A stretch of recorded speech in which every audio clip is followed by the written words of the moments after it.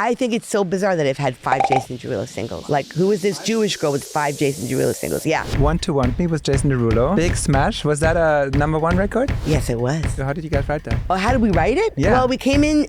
You came into the room and said, Toby, I want to write a song called Skyscraper. And You were like, that's a terrible title. And then we played this to Leona just like that. And she said, I'm sorry, I need to go to the bathroom. I have a stomach thing or something, right? And she left. And he left, never came back. We decided to finish it, and Selena Gomez recorded it.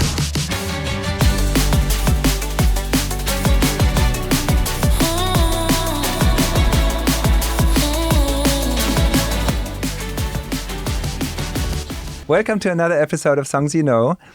And I have a very special dear friend of mine with me today here for you. Lindy Robbins, the one and only, known for songs like Skyscraper with Demi Lovato that we did together, or Tonight Tonight with Hot Shell Ray, or classic MKTO, or Want to Want Me with Jason Derulo. Yes. Big smash. Was that a #1 record? Yes, it was. Wow. Was that bigger than Skyscraper? Oh, way bigger.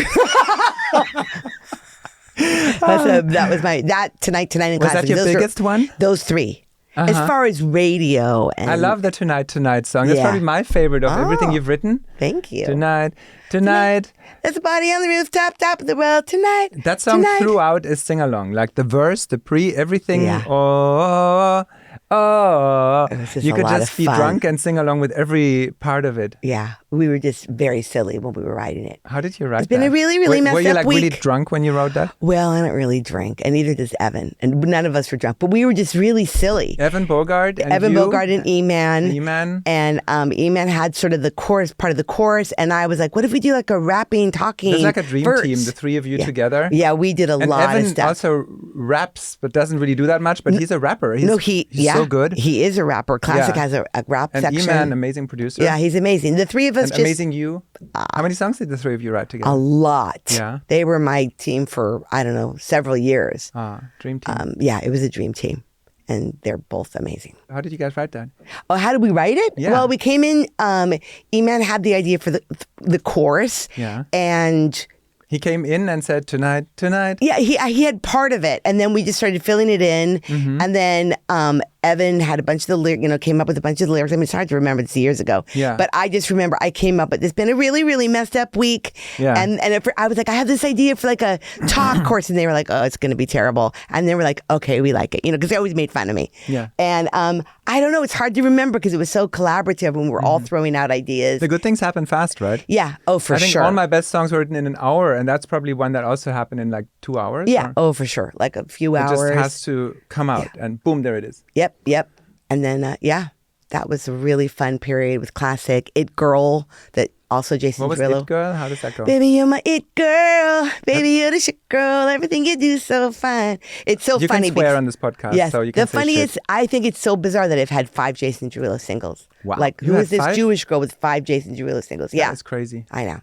Wow, good for you. Yeah. And One Direction, we had one together. We had one together. And I remember the 5 boys, they were all in my swimming pool at the studio. Yep, that's the song Taken. And then we did another song, Yeah, Truly we Madly did more Deeply. with them, Truly Madly Deeply. And then I had a couple with Steve Robson and Wayne Hector. Wayne, yeah. Yeah, I and love the Wayne. guys wrote on it called Summer Love. You've written with pretty much every songwriter in LA, right? Yeah. And some in New York. Yes, mostly LA. And then you do writing trips too. You've written in Sweden. I've written in Sweden, I've written in Norway, I've written in Denmark, I've written a lot in London.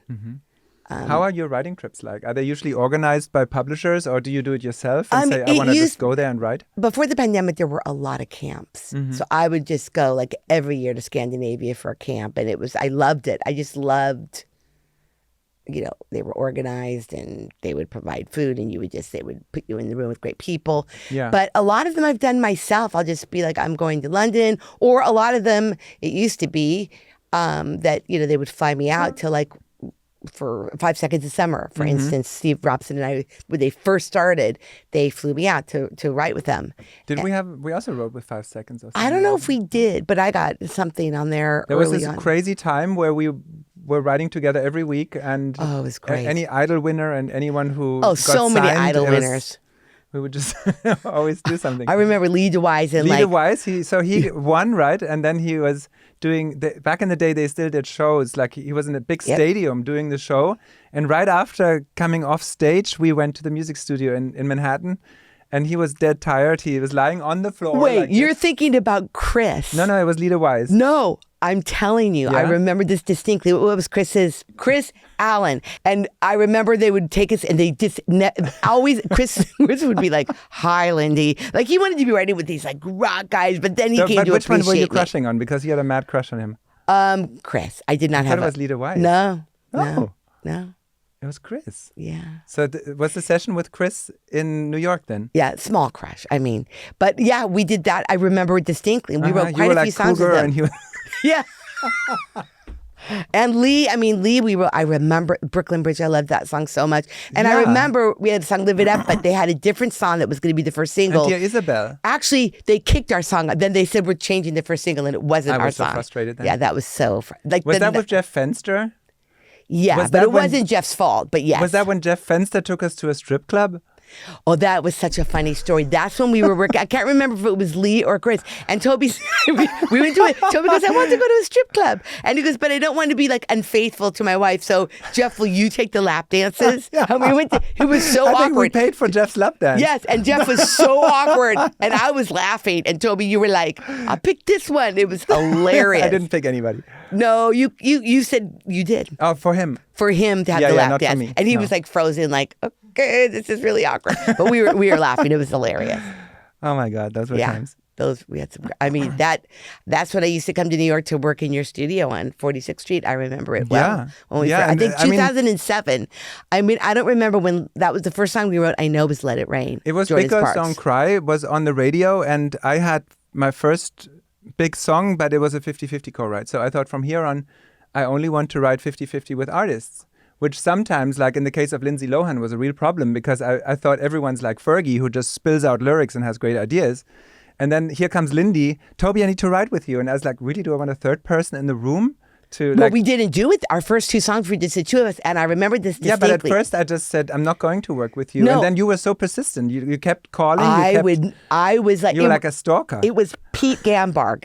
Yeah. You were winning the ASCAP. I think it was like Song of the Year. Yes. And Fergie and I would get a nice speech. My parents were there. It was amazing. And I came up and he was like, and Pete was like, you should meet Lindy. And I'm like, can I ride with you? Can I get your card? Like, I can't believe I was like this. And you were like, okay. And I just kept bothering you when you were so mean. And you were like, okay, come to New York. And then I came in and you were like, okay. And you started playing these chords. And the first song we wrote was Let It Rain, that Jordan, just the two of us. And the second song we wrote was I Don't Miss You at All. Let it rain. Oh, such a good Let It Rain. How did that go? I just listened to it the other day. I love that song so much. Totally forgot. Yeah. It was really a good song. Oh my God. I love that song. And I don't remember I Don't Miss You at All. That was I Don't Miss You. Was that our second song? I Don't Miss You. With Selena. I Don't Miss You at All. And I sang them, which is hilarious because my voice not so great anymore. But those were the first when I came to see you. And it was your the voice two has of ever us. Changed, didn't you? Well, no, it's I still love your voice. Yes, but I really could sing, and I was so scared. You were basically just like, okay, show me what you could. I think I wrote the whole top lines. Mm-hmm. You just were like, show me what you could do, and those two songs were cut, and then you had me flown to New York for the Curly session. You requested that was our me. second session. I think it was about. Oh yeah, or it was pretty soon, and that's when we wrote Skyscraper. Skyscraper. And you came into the room and said, Toby, I want to write a song called Skyscraper. And I was like, you were like, no. That's a terrible title. Terrible and title. I got There's on no the plane. emotions, that word. No. Yeah. And then Curly started drawing these things. And then what made it work, and we started singing these melodies, but then you came up with Skyscraper. And as soon as you found that on the piano, you were like, okay, I get it. And then we just all But wrote then the song. I think you or Curly had this idea, I will be rising from the ground like a skyscraper. Yeah. That's when it connected emotionally with me. Yes. I was like, oh my God, this is massive. Oh, yeah. Yeah. It's funny how you first have a word that is super catchy, but it has no emotion. Then you add 3 more words to it, rising from the ground.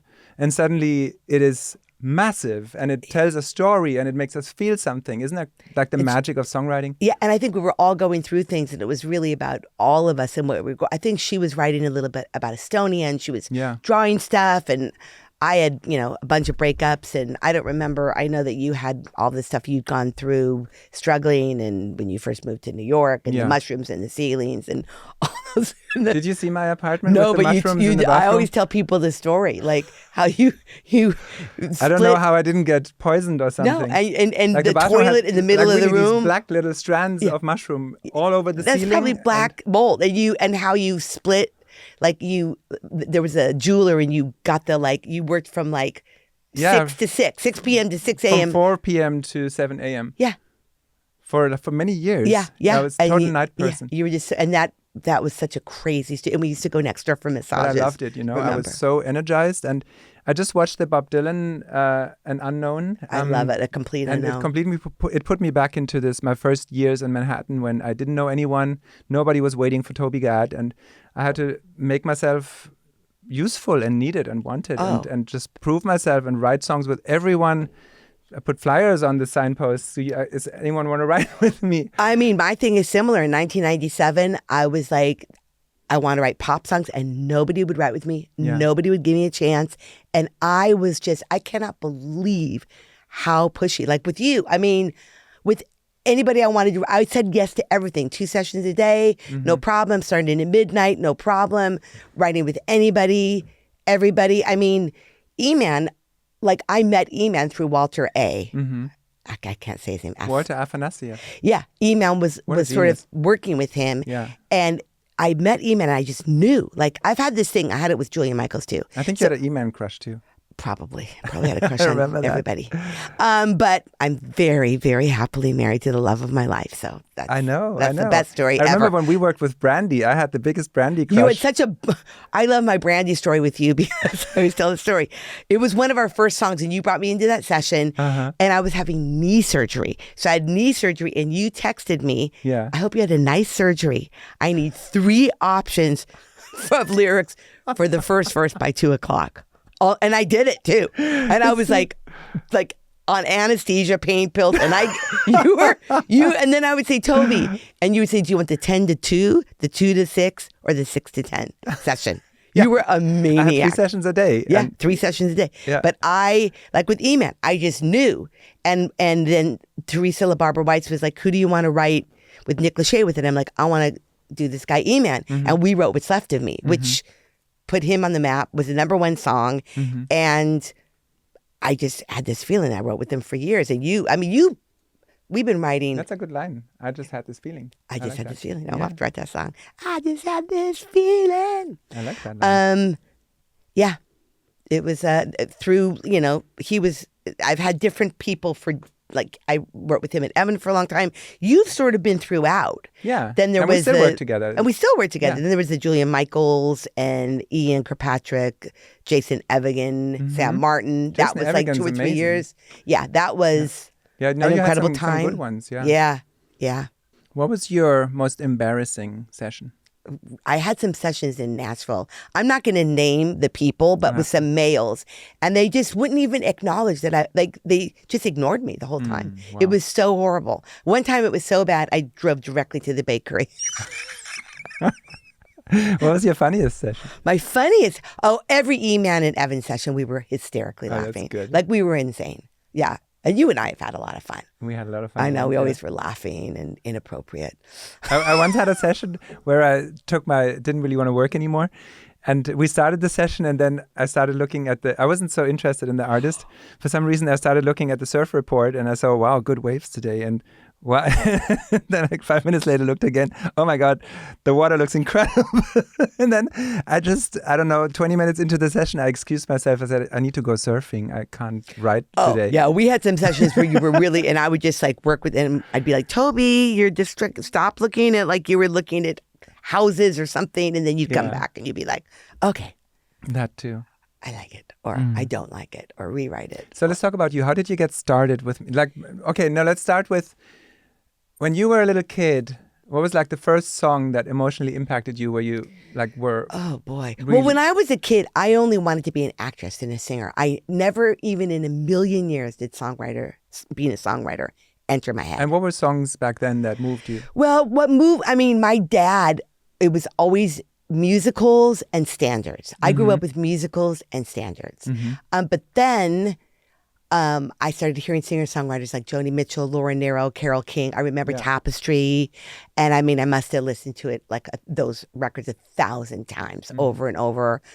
Billy Joel, early Billy Joel, Elton John, James Taylor. That was the stuff that I started being obsessed with. Like, tell us a little bit about like the 10-year-old Lindy Robbins and... I just wanted to be an actress.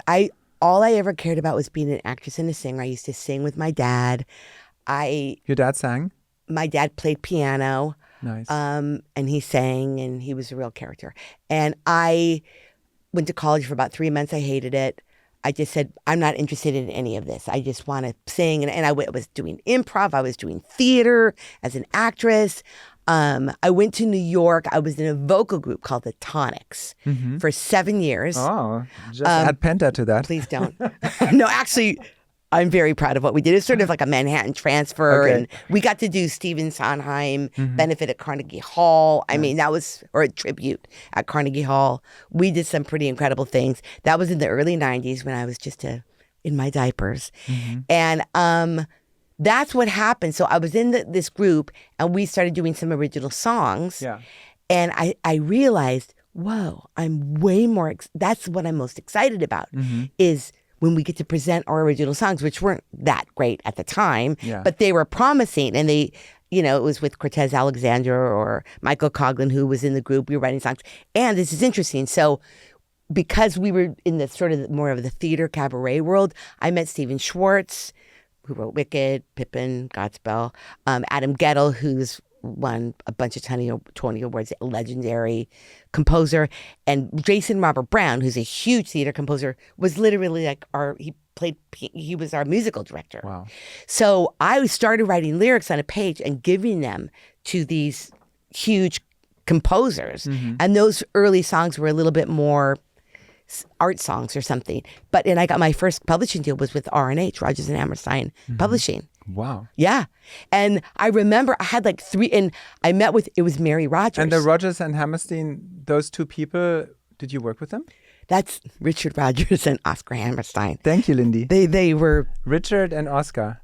They're legends. They were... I know. They're bigger than the music Sound itself. But they were Sound not... of Music, I would say, is hands down... my favorite musical the of all best time. musical and probably the best movie I've ever seen. I agree. It and is so... I love it. Every detail is so insanely good. I could not agree more. But they were not living by the time I was... okay. But I remember I had Mary Rodgers, who's the daughter, and Adam Gettle was the grandson. And he was like, you know what? We'll arrange a meeting just to be polite. We're going to arrange a meeting with you. And I played her. I had 3 or 4 songs.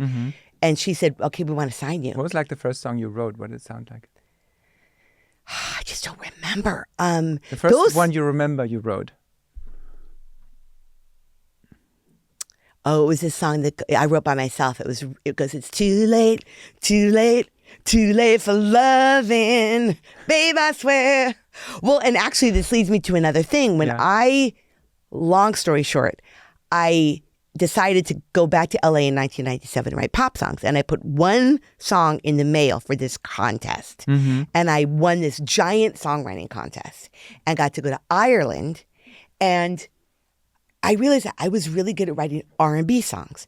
I was in every room at this camp, and I was writing with for this guy from Tony and all these really big writers. And I would just go from room to room, and I didn't even know I could do it. I was just singing and writing these top lines. Great. And I remember you told me earlier how you heard people talking about you on the tape. I heard him saying, I don't know who this girl is, but she just has all these lyrics and melodies. She's great. And I was like, wow, I didn't even know I could do it. And there was a publisher there. And then she said, Roanna Gillespie, who was at Polygram at the time. And she said, I want to sign you. And somebody called me and said, Big John wants to meet with you. Ooh, Big John. And I think loyalty has maybe been... Well, to all who don't know who Big John is really big now. Is he legend. Like on top of Sony? He was doing Beyonce's music for a long time as a publisher, and did he manage to? No. He's like Big John. over. Like since I was with EMI, Big John was the top dog. And he's the top. Now he's the top dog at Sony, I believe. Yeah, he's legendary. Legendary. And guy. I think some of the worst mistakes I've made have been loyalty, because Roanna had developed me and she wanted to sign me, and he put me in a room and closed the door and said, I want to sign you. Yeah. I want to put you in the R&B world. And right now and I couldn't do it because I had to be loyal to the person who'd give me the opportunities. And I always wondered what would happen if I would have said yes. Yeah, you never know. You never know. I mean, if you look at all the opportunities we missed out on. Oh, all the ones we said, to, that later we were like, oh my God. Can't even begin to talk about that. Yeah. So this podcast is for people who want to make music, want to write songs, want to get inspired, and hopefully we can provide some inspiration in this podcast. And so is there any great advice you can give us?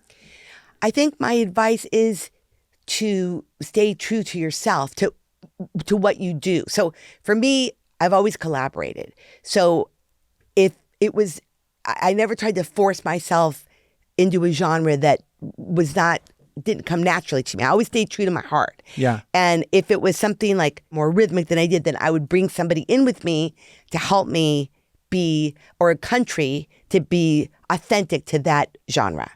Mm-hmm.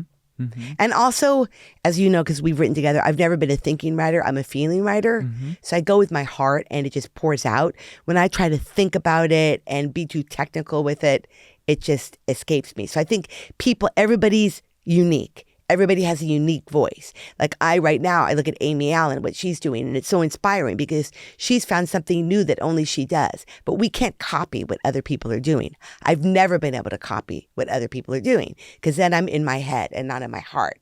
So I know the songs you and I have written, you start playing or I just start singing and lyrics pour out and it's very organic. Yeah, that's well said. I like that. And then like going into sessions, do you prepare?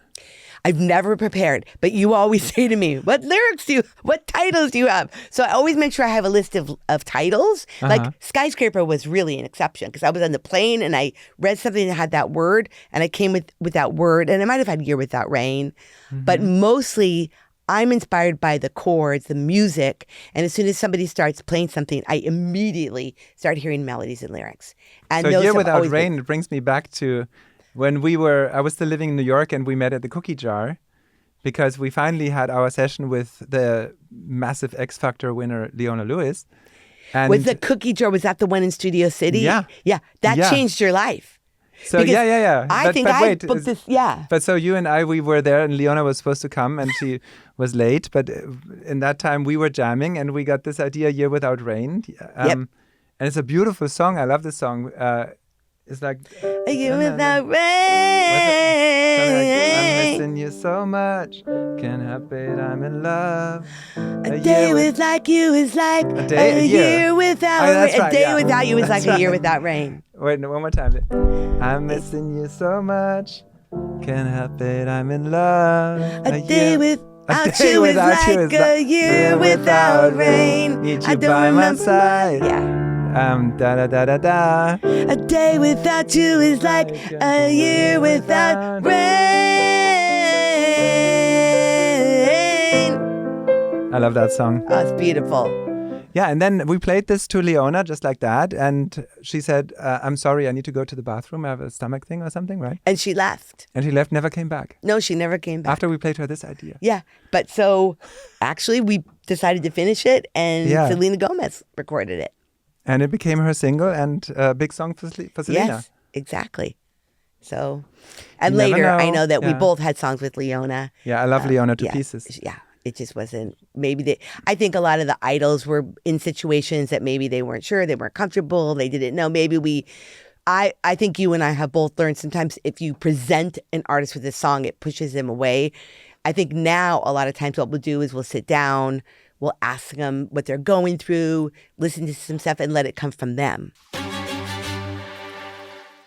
Hey guys, thank you so much for watching. We truly appreciate it. I'm excited to announce that we are launching a Patreon. This will be a place where you can find out about our upcoming guests, where you can get exclusive access to BTS footage, like for instance a walk through Greg Wells' studio. You can even submit your own questions that we're going to ask in the podcast. That's going to be so much fun. By joining this community, you can help tell the stories behind some of the biggest songs in music history. Thank you for your support. It really does mean everything, and I hope you enjoy the rest of the episode. Hope to see you there. Do you think you can manifest your future and your dreams? I think you have a part of manifesting it in putting yourself out there and saying yes to opportunities, but I just don't think you can, and look at how I stalked you, basically. So I really wanted to write with you. And there were other people that I gave opportunities to, and some that came to me. The whole Julia Michaels thing, we had a lot of hits, and all of her first cuts were with me bringing in rooms. And again, let's talk about your future. My future. Yeah, what are your big bucket list So now goals, everything has changed. I've been doing this, 25 years, more maybe, since 1997. So I'm coming on, is that 30 years? Yeah, wow, that's funny because I'm only 32. So everything has changed. The industry has changed. My dreams have changed. I have achieved so many of my dreams. I feel like beyond lucky and blessed to have had a lot of hits in a lot of different genres, gotten to travel the world. I still love traveling the world. I'm still down or up for anything. I feel like it's harder. There's a song, Up for Anything. Up for anything. I think just like you, as we're good friends, and I know my goals have changed. I pick and choose the sessions that I do. I don't need to run around doing every single session. And I'm working on 2 musicals. One called Dark of the Moon, which I co-wrote the songs, first with Steve Robson, and then most of them with Dave Bassett. And it's a rock and bluegrass and country, and we just did a big presentation in New York. We're waiting for next steps. And then I have another musical that I've written a lot of the songs myself. This is a big change. I've always heard all the chords, and I've always been able to write songs by myself, but I never had the courage to do it. So now I figure out the chords of the piano, and I'm loving, no matter what happens, I'm loving the freedom now of stretching my abilities, inspiration. I'm working on a book, but I'm still always like you and I. Just a couple weeks ago, we got to write with Matteo Bocelli. It was incredible. I feel like I'm better than I've ever been. Sometimes I'm frustrated that I don't get the calls that I used to, just because that's just the way it goes. Yeah. And I accept that. They're going to call the Amy Allens or the Steph Jones, or they don't call me. But when they do, I feel like I'm better now than I've ever been. When does inspiration strike you?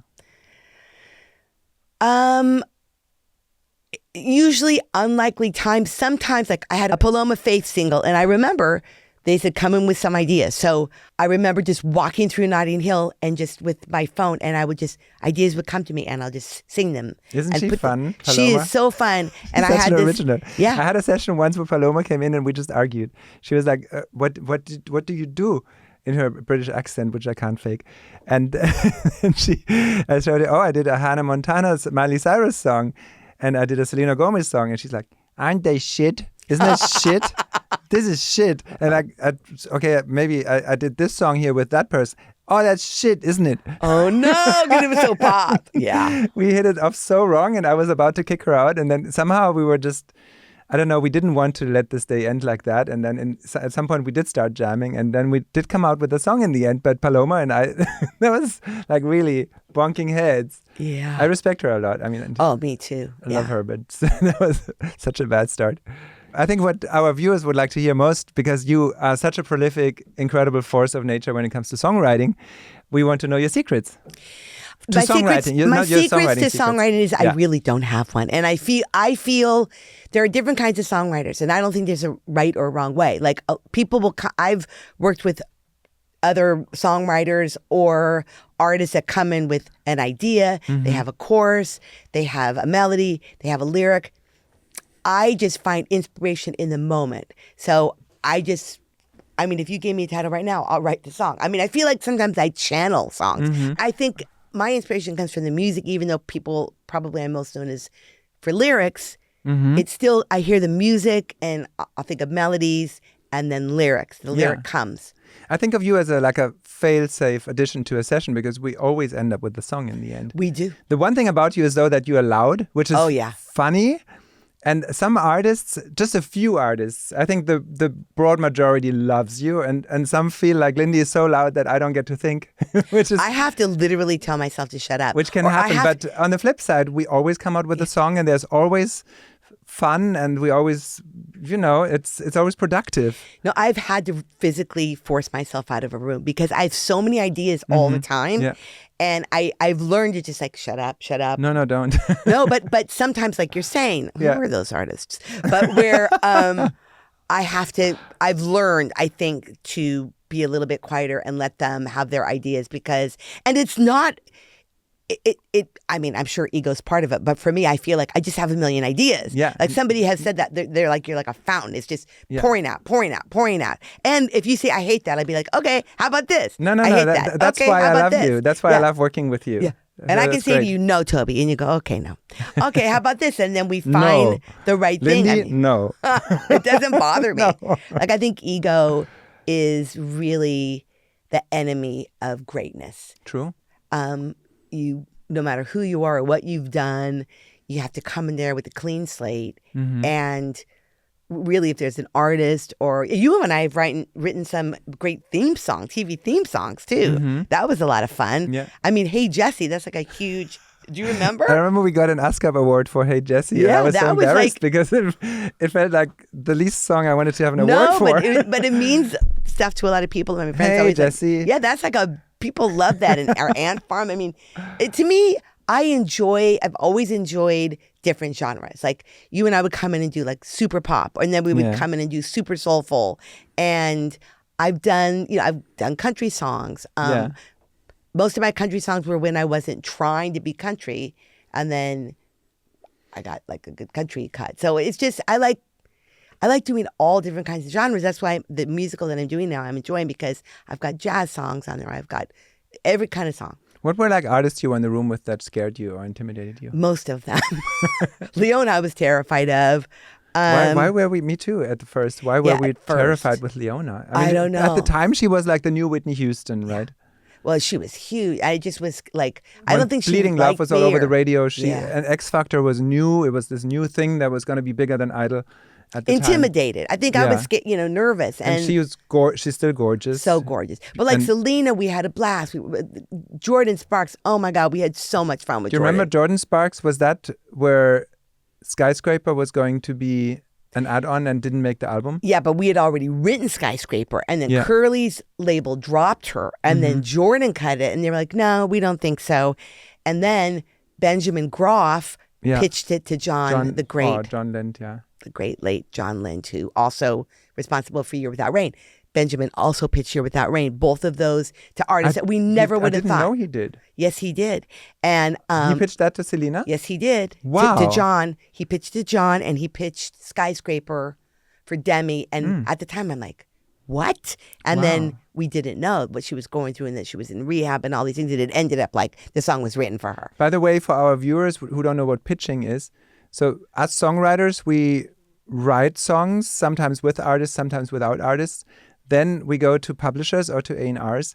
And if they like something, then they have their meetings with record companies, with labels, A&Rs, managers of artists, and so on, and pitch the song to these labels, hoping that the song's going to get somewhere. So we are eternally grateful for someone like Benjamin Groff, who pitched and believed in Year Without Rain and Skyscraper, because without him, this connection would not have been made and the song would not be what it is now. It might be just a demo in the closet. Yeah, and especially John Lind, because he thought outside the box. Like both of those were first singles, but they were ballads. So that was really unusual at the time. Yeah.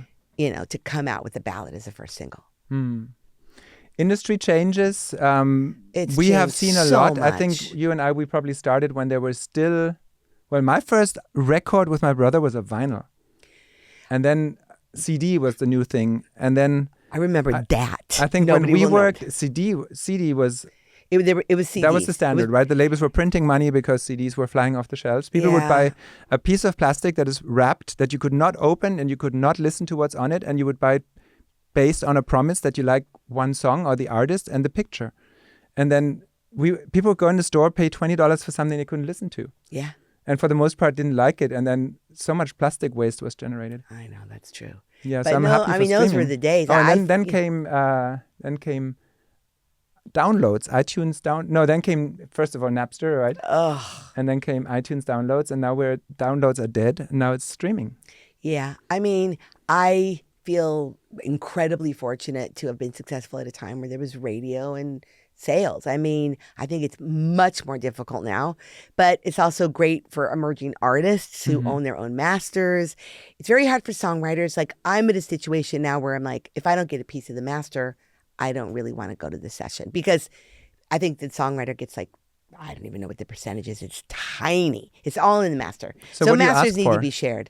I mean, this is a new thing and I don't have a set formula, but just, and I don't, it depends on the artist and I don't always get it, but especially like with dance songs or DJ songs, just ask for like a small piece of the masters. And that's going to become the norm for songwriters, because for some reason the money was split all so that it goes to Is the it like master. 80% the master rights and 20% the writing? I think it's less. And then in radio, And I should know this. I think on radio it's 100% goes to publishing and songwriting and 0% goes to the master, right?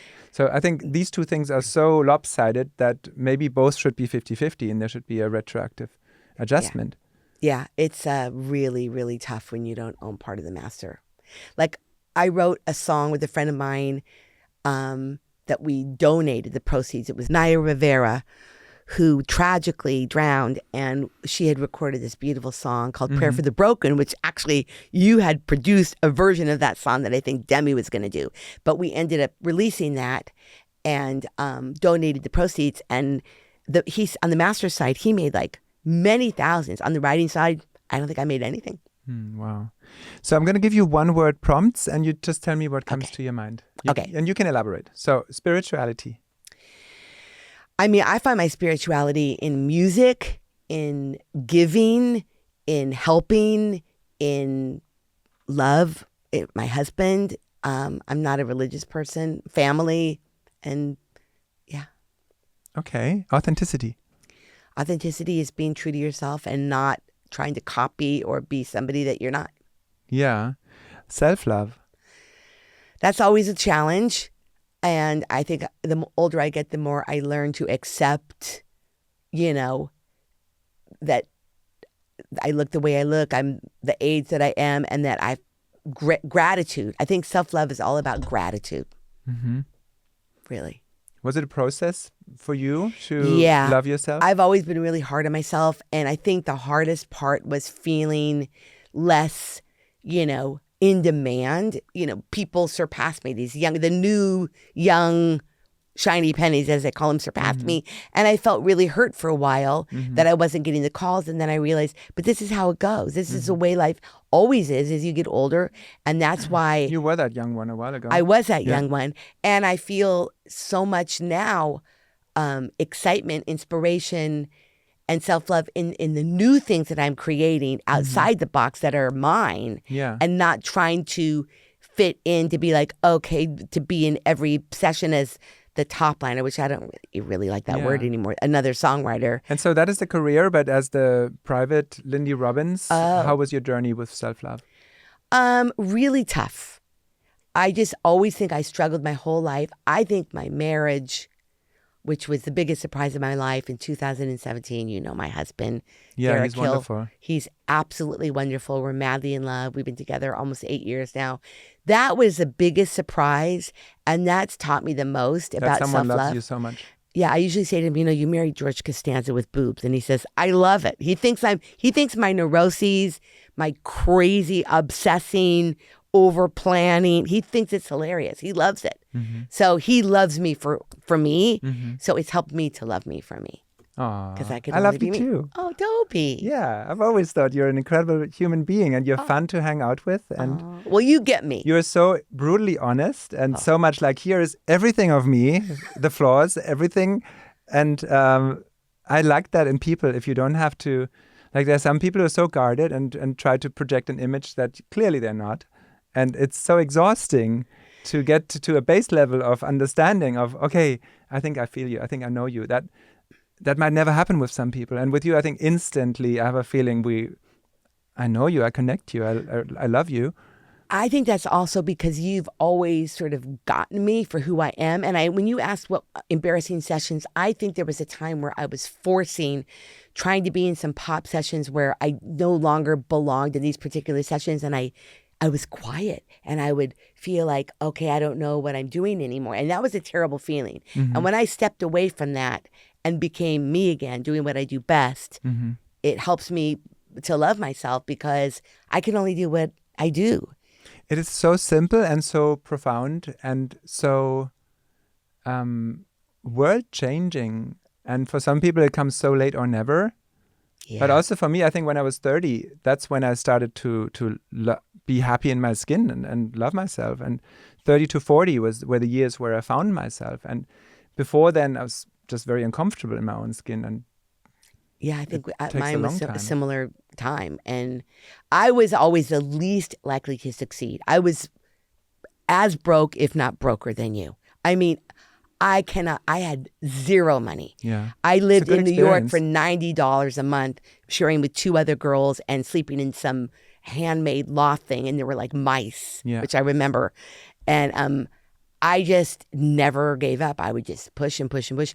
So when I started to really become financially successful, I think nobody could believe it. And even now, like I help a lot of people out. I feel like being generous is a big, big part of, I think we need to give back. We need to give back. What is happiness to you? I mean, it's changed. It used to be like, oh, I have a #1 hit and I'm succeeding and I'm making money. Now it's like my happiest moments sometimes are just honest to God watching TV with my husband, with our cats at the end of the day. You also have cats that you love, right? 2 cats. You have cats too, I I know. have 3 cats and a dog. And now when we watch television in the evening, all these animals pile up on me. It's the best feeling in the world. And I'm like, my husband's playing with my hair and we're cuddling. And it's like usually late. I'm kind of a late picture night. of like when my wife cooks dinner, bless her, and I'm lying on the couch and there's a cat here, a cat there, another cat licks my hair and the dog is on my feet. It's the best. Yeah, my husband cooks dinner because I can barely cook an egg. And then we both work on stuff because he writes and he does art, novels and stories, not music. And then like 10 o'clock, he's like, you ready? You ready? We give each other a lot of space. And then we just meet up on the couch and it's just pure contentment, which I don't think I ever knew. I think what you just said is the secret to a successful relationship is We you give each other a lot of space. He's got his is spot. So important. Oh, I need it and he knows it. Like he's got his office. I've got my desk in the bedroom or my other office. I need to be alone to create and feel like I'm alone. Same, yeah. And he never, if I say I need to go to London, he goes, have a great time. Like he's very supportive and he accepts me and I accept him and his, creative process. But, being with my family, being able to travel, travel is huge for me. I'm always planning. We're going to Hawaii. We're going to London. We're going to Europe. Like, no one knows how long they have or how long they're going to be healthy. It's true, yeah. So I'm always trying to make the most of it. Happy place? I mean, you probably answered that already. That's your happy place, right? Yeah. And with my family, I'm very close with my family, my niece, my nephews. I love being with my family. I have some very close friends, people that I love. And I also love being alone. I love to be alone. And I love to just, I love to go to New York and just walk through the streets. And that's when a lot of ideas will come to me. Or being in London. I love those. Those are 2 of my favorite cities. Yeah, love London. How do you compare London, LA, and New York? To me, it's funny because LA is probably my least favorite, but it's my home. And it's just, I'm from the Valley. I mean, I'm an LA person. I've always now I have cats. We can't move to New York. New York really is my heart. And London to me is kind of the best of all of them. Yeah. But, I like walking cities. And in New York, there's always a show. There's always culture. You just walk outside and it's there. Yeah. Here, it's very different, but I find a peacefulness in LA. So it's the combination of all of them. So in this podcast, we always do a segment called Guess That Song. And you guys can guess and Lindy can guess. And I play a few notes and you'll see if you guess the song. Okay, is it songs that I've written? No. Okay.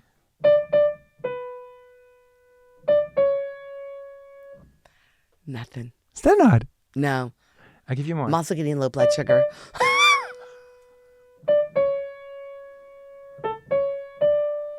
Oh. Sorry. I just called. Oh, to say I love you. Of course.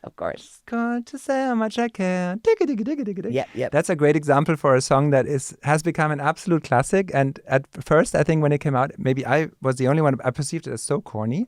And then I was like, what? Stevie Wonder does that? And yet it's really got me, this song. It's so big. It's universal. And so it's honest simple. and so good. Yeah. What a great song. Yeah. Yeah. Let's try another one. It's not going to go well.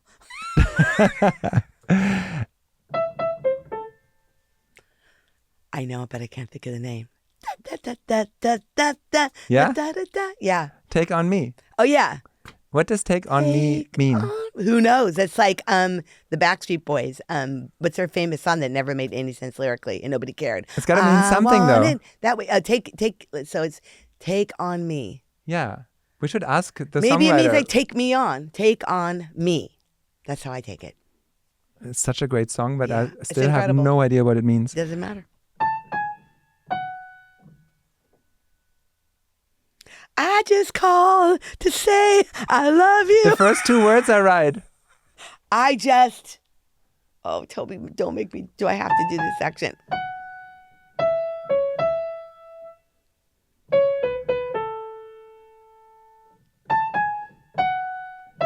Oh. Make you. Is that just kind of like you I love me? can make you love me if right. you don't. That's right. You're Yeah. playing it What a right brilliant song. now. Oh my God. Another one of these all-time make me jealous songs. Yeah. Oh yeah. So good. Yeah. Oh. Dun-dun-dun-dun-dun. I know this song. Killing me softly with his song.